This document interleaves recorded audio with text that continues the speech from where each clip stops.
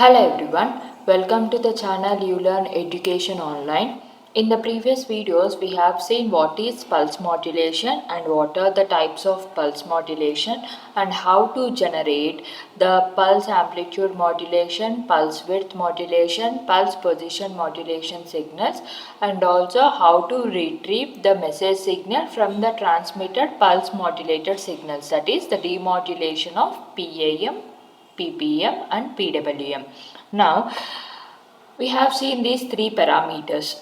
In today's video we are going to see what are the performance comparison parameters of PAM, PWM and PPM signals.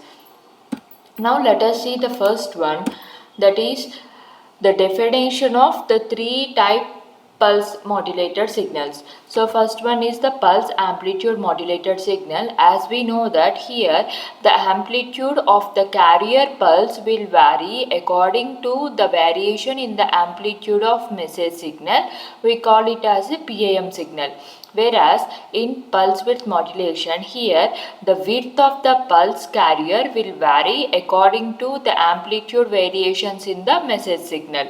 And in PPM signal, the position of the pulse carrier will vary according with the instantaneous amplitude of the message signal.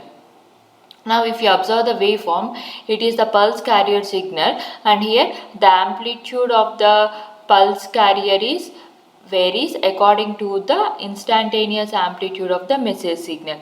So this is our PAM signal. Whereas in PWM signal, here the width of the pulse will vary according to the variation in the amplitude of message signal. So this waveform is a PWM signal. Whereas in PPM signal, the position of the pulses will vary according to the amplitude variation in the message signal. So this is the basic definition and its corresponding waveforms of different pulse modulation techniques, as we already seen in detail in the previous videos. Okay, now let us see the next parameter, that is the bandwidth. Whereas in PAM signal, this bandwidth depends on the width of the pulse. Okay, whereas in PWM and PPM signal, this bandwidth will always depends on the rise time of the pulse. Okay, now here it is, see what is the transmitted power. Here if you observe the signal, here with respect to time the amplitude of the signal will varies, okay, in PAM signal. Therefore here the transmitted power varies with respect to time. Similarly in PWM signal, here the width of the PWM signal is varies with respect to the time. Therefore in PWM signal also the transmitted power varies with respect to time, whereas in PPM signal the width is constant and also the amplitude is constant.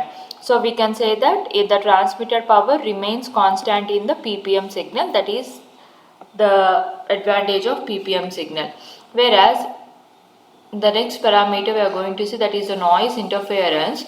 Here this noise interference will be high in PAM signal. Why? Because while transmitting the signal, so here in PAM signal the noise interference will be high because the PAM signal, here the amplitude of the signal will varies while transmitting through the environment. Okay, here since the amplitude of the pulses will vary, the noise will easily affect this type of signals, and hence the noise interference will be more in the amplitude variated signals, that is the noise interference will be more in the PAM signals.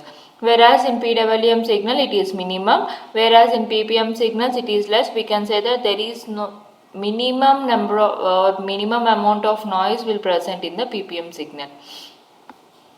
If you compare these signals with respect to the analog modulation signals, that is if the carrier signal is a continuous signal, then we can say that this PAM signal is identical to amplitude modulation in analog modulation technique, whereas this PWM signal is similar to FM in analog modulation, that is a frequency modulation, and PPM is similar to the pulse modulation in analog modulation technique.